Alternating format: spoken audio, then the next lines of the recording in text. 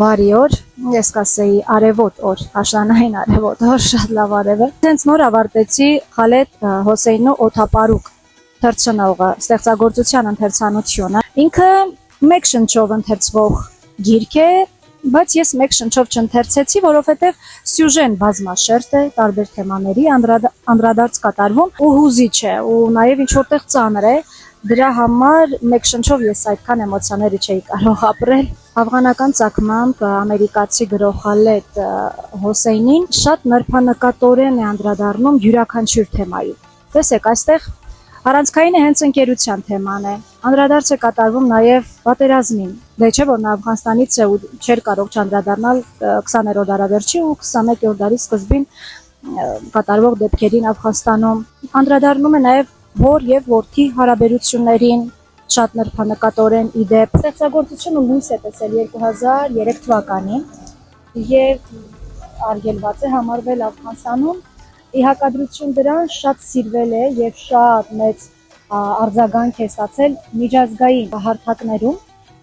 միլիոնավոր օրինակներով վաճառվել է, որ այն համարվում է բեսթսելեր։ Օդապարուկ թռցնողը մանկությունից հասունություն տանող ճանապարհն է։ Ինքը հուշեր արթնացնող սյուժե ունի, որովհետև երբ անդրադառնում է իր մանկության ընկերոջը այդ դեպքերին, ապա բոլորս էլ հաստատ ընթերցելու ընթացքում կասոցացնենք մեր պատմության հետ։ Մենք էլ ունենք ընկերներ, որոնք մանկությունից են ու մի ամբողջ կյանքի համար են։ Ունենք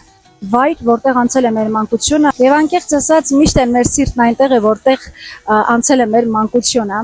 Մանկության հուշերը միշտ շատ քաղցր են լինում։ Ինձ համար ավելի ծանր էր այն դեպքերը, երբ նկարագրում է պատերազմը, երբ նրանք բռնում են հարկադրաբար իհարկե պատերազմի հետևանքով բռնում են գաղթի ճանապարհը, ու թե ինչ է զգում հեղինակը, երբ վերադառնում է տարիներ հետո վերադառնում է իր հայրենի քաղաք, այդ նկարագրություններն ուղղակի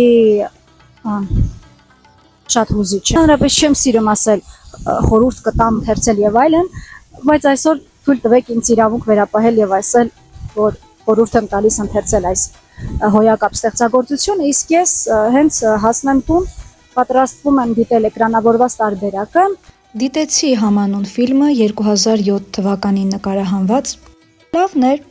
հուզեց, փոխանցեց էմոցիաներ։ Բնականաբար գրքերն ավելի ճոխ ու մանրամասն են ներկայացնում պատմությունը, սյուժեն։ Դրա համար որևէ գրքի ֆիլմային տարբերակին ծանոթանալուց առաջ նախընտրելի է առաջնային ընթերցել գիրքը, ծանոթանալ գրքին, հետո նոր ֆիլմային էկրանավորված տարբերակին։ Սա պատմություն է ընկերության, հավատարմության, մեղքի, սղճումի եւ ի վերջո պատերազմի մասին։ Дайте этому человеку один вопрос. Спроси его, есть ли у него совесть? Совесть?